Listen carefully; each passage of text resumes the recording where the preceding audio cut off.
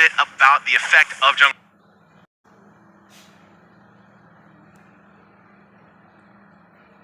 emblems, how they set the pace, lead to objectives. And I gotta say, there's not many choices, I feel like, for jungle emblems right now in the current meta. Well, I think it also depends on playstyle. If you are deciding to go for a tank jungler, it makes sense to take something, especially when it comes to the jungle. Oh boy. Alright, I'm a little worried here, right? Because Yums has to make sure Natalia doesn't get out of control. Yeah, and if anything is going to happen, it's going to be setting at that pace, because Natalia, like Naomi, is going to be setting the pace. Also, right, it's your job. Like, find those targets, literally assassinate them, take them off the map. If you have an automatic number disadvantage, it's going to be hard for you. But again, Yums on this Ruby, I think, will be able to provide some of that CC they really need to counterplay around here.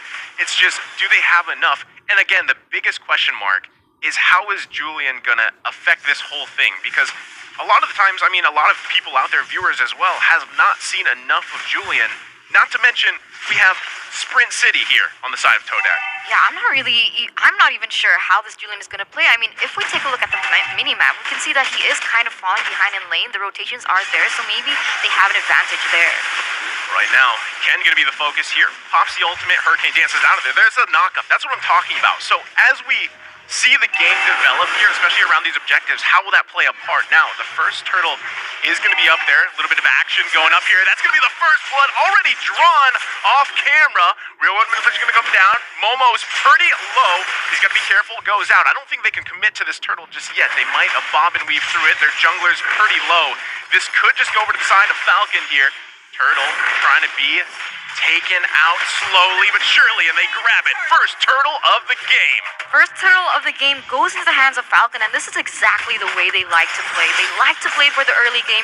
They go and contest these early objectives, and that's exactly what Naomi were built for, right? With Natalia, they have a little bit of an advantage in that pick-off pressure, and they are trying to use this to their advantage. Yeah, a lot of this has to do with just the timings of their ultimates, right? How effective is it going to be? Oh wait, no, they find a catch onto Moon! That's exactly what Naomi has to do. Finds Moon. That's going to be a nice pickup here, so they even the score. But again, a little more action. Can he actually get out of there? Ken is taken down with a torn apart memory. Oh no, one trade here for the side of Todak. So now Todak's actually in the lead in terms of kills, but wow! Nice pull there. Can they find the kill? Dawning Light's going to come out, sniping out him, and he goes down. Yellow Flash now going to be the focus target here. He's going to get quite low, is slowed, but able to bob and weave out of there, still able to get out with his life. Oh boy, some scary stuff here, some really scary stuff from both teams. And already you're seeing that Momo is really taking this jungle role very seriously, something that Chico usually goes to play with. But you know, Momo, he's been taking his time, he's adapting to the many different carry roles that Todak needs him to be. He is the Swiss Army knife that Todak wants. Oh man, I didn't realize that.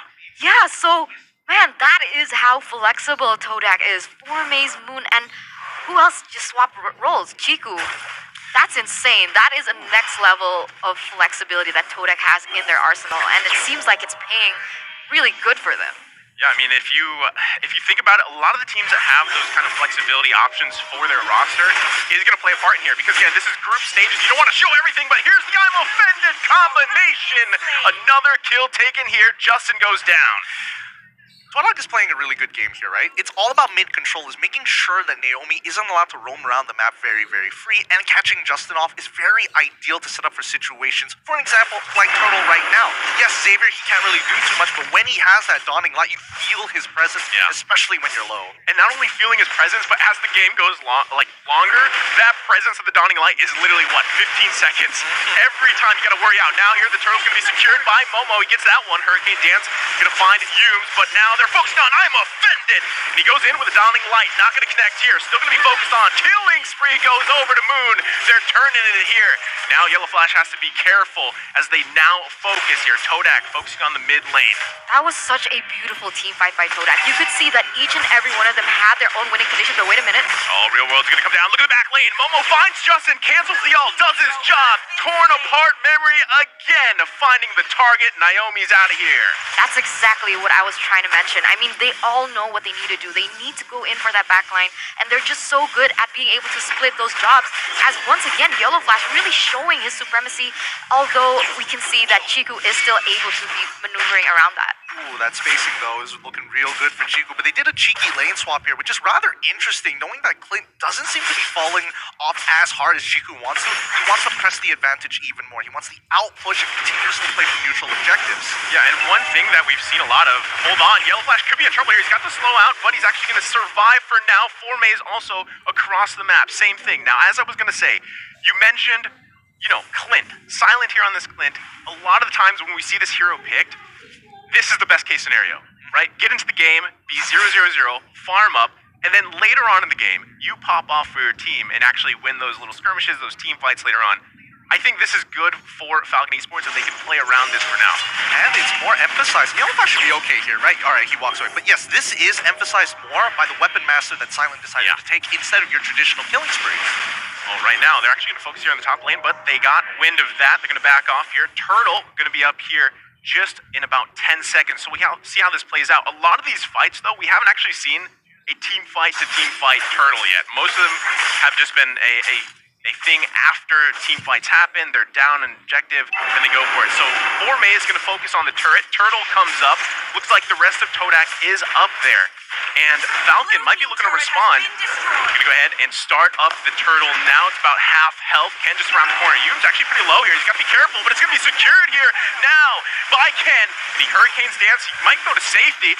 Todak looking for an engage. There's the real manipulation come down. Moon's going to be the focus here. Gets stunned, though. Naomi has to back off. Dong Light going to come out. Not picking anyone yet. And they find the Turtle. This has been such an exceptional game for Yums, I gotta say. Being able to just pick out Naomi from the bushes, understanding map awareness was just so on point. And every time that, let's say, Moon is trying to get engaged on by the members of Falcon, you always see Yums being able to cover for them. So for now, Moon is still sitting at 3-1-1, and you know how much they're able to scale. So it's just so beautiful to watch. And unfortunately, it feels like Todak is kind of on the behind. Like, they seem to be falling in rotations with the Turtle being set up. But wait a minute, something might be happening here. Oh, they crashed down on Justin. He could be in trouble here. Down the back lane. Torn apart memory finds another one. Look at that wall. He closes them in. Ken, nice play there with the Hurricane dance. And they trade here. But Todak down two. This could be a moment for Falcon Esports to make a move. I mean, what moves can they do? I mean, bot side's already pushing. Top side, they just were able to collide. And Naomi will have to push this in. Maybe they can get top side, but immediately, Chiku, he's responding. I think Todak, a good timing play. Yes, it didn't work out, but the damage is so minimal.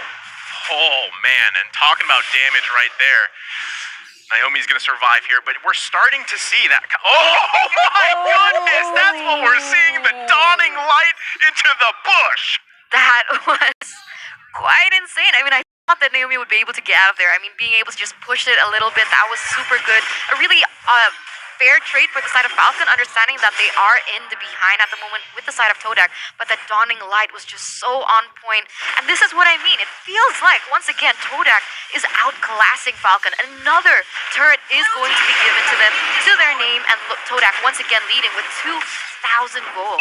I think right now Todak is just making these small, very slight split decisions that's making all the difference, you know? Even on top side, when they lost that turtle in the Retribution fight, they still allowed enough space for Chiku to break the top tier 1, and the rest of the team naturally just peeling for each other. Formace, on the other hand, very much like his character, loves these flanks. Oh, and he's going for another one right here. Forme is going to get killed now as he's taken out. Justin is taken out of the picture as well. Dawning Light, another one. Naomi, you keep getting hit by the snipe. And he goes down as well. Todak in the driver's seat here for the Lord. Now they have the space to do so. I mean, they're already on the way, but it seems like they might look for another pickup on this board here.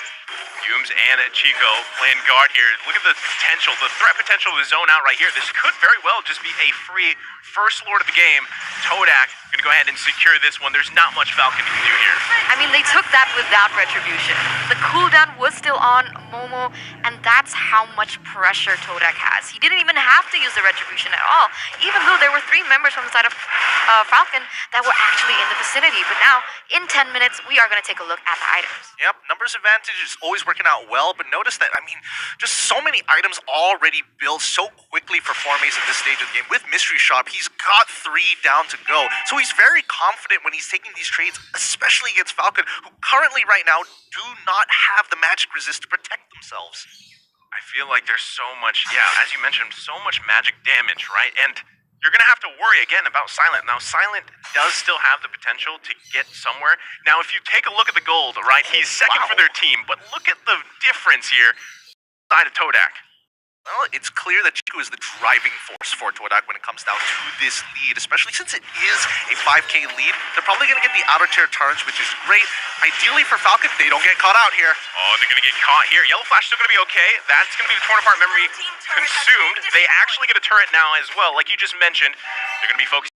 Naomi is actually quite low. He's got to be careful here. They could be cracking open the base of Falcon here. Yume's just on the side there. There you go. Lord's going to be taken up. Turret still alive here for now. Formaze, though, working in the bottom. Oh, but the second Come in here. There you go. The base is now opened up. There's going to be the road middlation come down. Can Momo survive? He's stuck on the wall. He's finally taken out. Silent gets a kill. Big also pick up here for him itemization-wise. So they find a little bit of hope here, but their base is now exposed. 100%.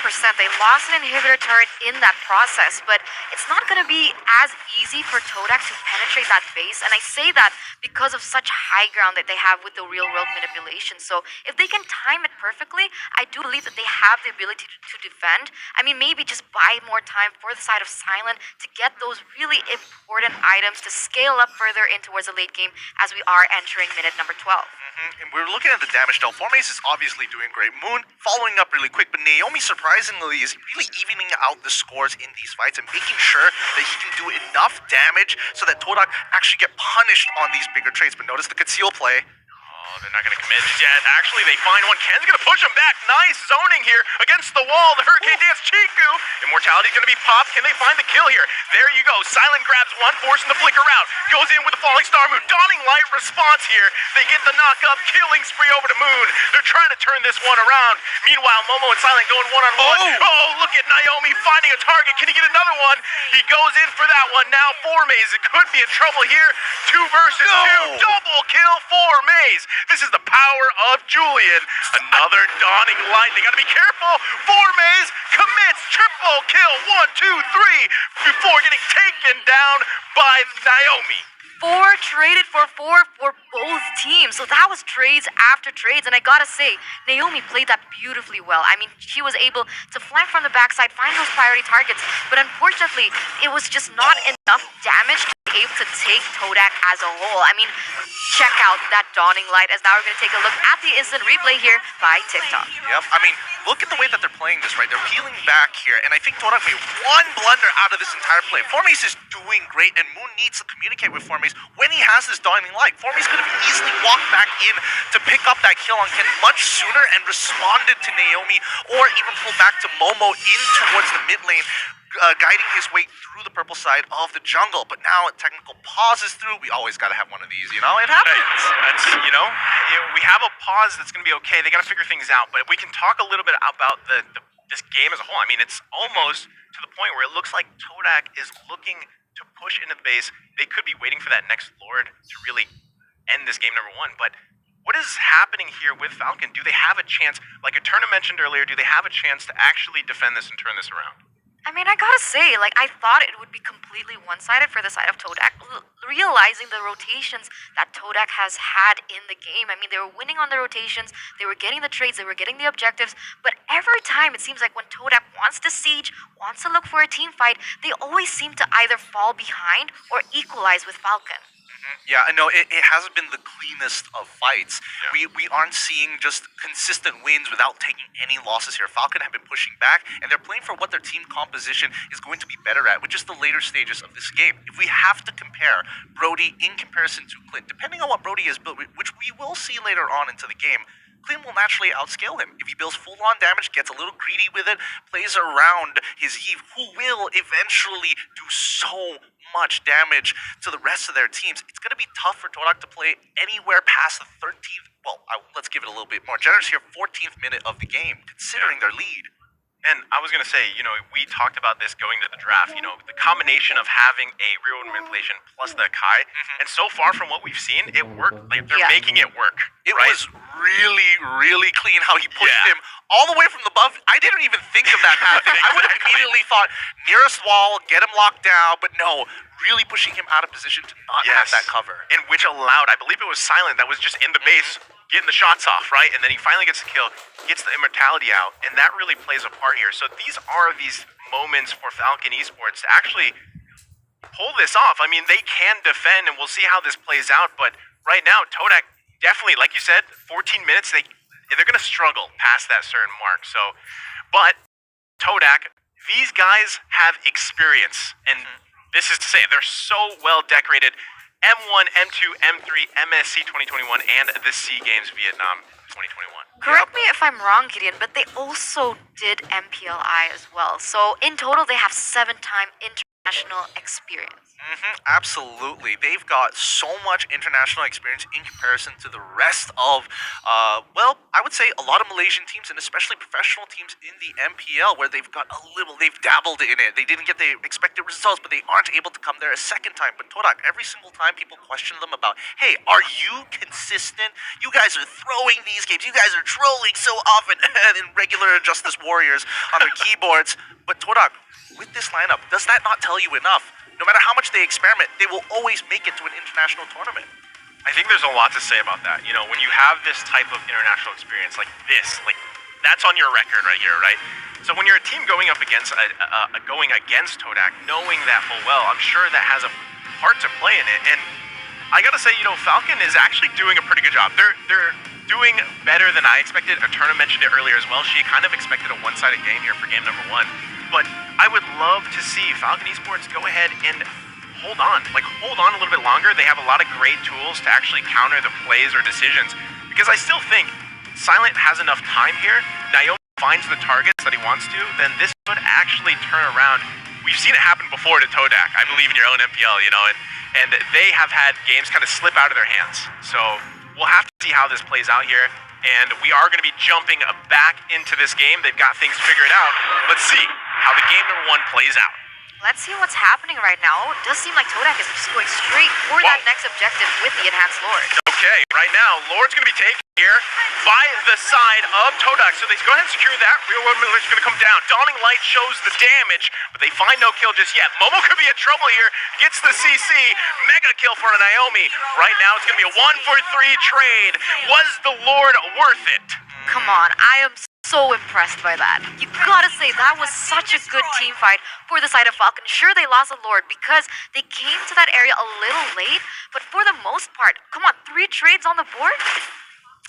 I think that was a little too good. I feel like Todak made the right decision to rush this Lord because this is the breaking point for their team composition, right? 14 minutes. Falcon, 14 minutes. This is where Falcon will start to scale, and now this Luminous Lord is basically wasted, and Todak can't really capitalize on it. Even if it was a 4v5, they would get another inhibitor target, the mid one specifically, maybe a little bit of damage on the bottom inhibitor too, and that's as much damage Todak could actually push for to pressure Falcon. I feel like this is the time. This is a better time than ever to start opening up the map for you, because Falcon Esports, look, they still have that tier 1 turret to deal with in the mid lane. They're about, I believe it's 1 hit away, their mid lane is going to go down, so they've got to be able to find a hit off. I don't think they can actually maybe yellow flash around the map to try to push something, because there isn't really a safe position for him to go just yet with what Todak has. I mean, the problem is right now, right? If they want to go for a team fight, you'd expect the Ruby, let's say, to get some people from the side of Falcon with I'm Offended, get the CC, and so they can really follow it up with the damage coming in from Brody and, let's say, the Xavier. But the issue is, every time, let's say, the Ruby wants to initiate, then they're leaving the backline exposed. And every time that happens, Falcon has an upper edge. As now we're going to take a look at the items here in the 15th minute. Naomi is definitely scary. He's already got more than enough armor penetration to basically cut through anyone with a blade of Heptases for the extra bit of burst. And I think it's important that Chico really has to be guarded well, because he is one of the few win conditions that Todak actually has and are designing their composition around. It's all about peel. It's all about falling backwards and letting Falcon just get shredded running it down. What I'm wondering too is like Yeah. having, the CC there now with Moon, like you mentioned, they have to protect Chiku, right? But if Moon is taken out of the picture, you still have to worry about Formaze on the Julian, because a lot of the times when Xavier's picked, right, it's that CC on a short cooldown that works really well. Also the radius on it, so we'll have to see how they do handle that. But right now, there's a lot of just push and pull going. Looks like Momo was trying to get some vision there. Now Yellowfast gonna get pulled here by the I'm Offended. Real World Midlane is gonna come down, gets the lockdown onto the wall. Moon is taken out of the picture. They find a 1-for-1 trade. I love that, right? We were talking about how it was very difficult to, secure that backline for the side of Todak, but I think they've read this already from the side of Falcon. They know how Falcon wants to play. Every time they go for a team fight, they have to for Naomi coming in from the flanks, and that's exactly what they did. And this is just such a huge adaptability skill from the side of Todak now. Yeah, absolutely. And I think, unfortunately for Todak, their choices of battle spells is starting to hurt them now, right? Purify is good all around, but specifically Sprint are kind of playing this style. Wanted to pull back, but when they get caught, and especially with the quality of life changes you got from Akai, you don't have that reactionary speed anymore. It comes out pretty quick with the Hurricane Dance. Now, Lord gonna be up here. Ken trying to get some vision. Darling Light gonna come out. Short cooldown indeed. So they're gonna be okay as they continue to work on the Lord. Not gonna reset just yet. It's about half health here. But I don't know if Todak actually wants to commit fully to this just yet, because again, Falcon Esports actually has the gold lead. Their itemization, like you mentioned, Gideon, is pretty good, if not done, to the point where they could have an advantage here. And Todak has to do this very surgically, not to lose anyone, especially with Naomi. And now here it comes. Yumes goes down. Immortality going to be popped, and they follow up here. Flickers out Naomi. Could be looking for a kill, but gets spotted out. Is he going to be able to convert something? Gets monster kill. Yumes taken out. Dawning Light going to come out too. Can they push them back here? They find the 1-for-1. They find the 1-for-1 trade, and this is going to be the roamer for the roamer, so it is still equal on all accounts, but Ken goes in once again. Falcon Esports still going to give this one a go. Real World Millage comes down. Momo trying to zone Ken out here, taking quite a bit of damage himself. Silent trying to follow up, finds him, and now they have to reset the Lord. Yellow Flash is zoning them out. Lord's going to go ahead and power up here, but look at the base of Falcon Esports. They definitely have to defend that one. They can't commit everything to the Lord just yet. Todak knows this. Mind you, there is still a dawning light here on Moon, but Falcon Esports right now going to go ahead and start this Lord up. It's about half health already. They find a kill on 4 Maze. This could be the moment that Falcon Esports was looking for. Dawning Light's gonna come out, not getting the Lord, and they secure it. Falcon Esports now with this lead. Chiku's gotta be careful. They're zoning him out as much as possible. There's the knockup. Ken finds the Hurricane Dance into the wall again. Immortality's gonna be popped. Mega kill found here. Taking a huge lead. I mean, Falcon with a 1,000 gold lead previously with that team fight, with the way that they set up that team fight so perfectly, so systematically, they are now leading with 5,000 gold to their name. They have an enhanced Lord as well, marching down on that bottom side, and once again, under the base here for Todak. There you go. Can they get the kill? This is exactly what I was talking about. Silent popping off here. 19 minutes of the game. Falcon Esports deep down into the base of Todak. Can they defend? that is definitely the question. I mean, 2 members are left standing for the side of Todak. There is a 8-second countdown for Chico to be brought back up, and that's going to be super important, as now it is going to be Falcon really pushing it into the base. Base can be cracked open here. Yellow Flash goes in with a falling Star Moon, trying to zone them out, looking for a kill. Hurricane Dance again. Momo taken out of the picture. Silent finding one himself. Yume's trying to buy some time here. The best he can. Lord's going to be taken care of, but look at that. Ken, now another Immortality's going to be popped. Formaze taken down. Falcon Esports in control here. Going to be taking game number 1. Wiped out for the side of Falcon Esports, as they are going to have game number 1 to their hands. Todak, remember guys, don't fret, chill, right? It is still the best of 2. They do have a chance to be able to even it out for the first match. Ooh, what a game. There's a lot to look, but well done. First of all, for this first game for Falcon Esports, they have done a really difficult job here, especially with the amount of pressure Todak was putting on top of them. But man, one macro mistake coming out from the Malaysian representatives allowed Falcon back into the game and press on all the way to the end. I do think that was a kill angle. I didn't expect this to happen either. You know, we talked about it even during the technical Yeah. pause, right? Like, we expected Todak to just kind of control this whole game. And to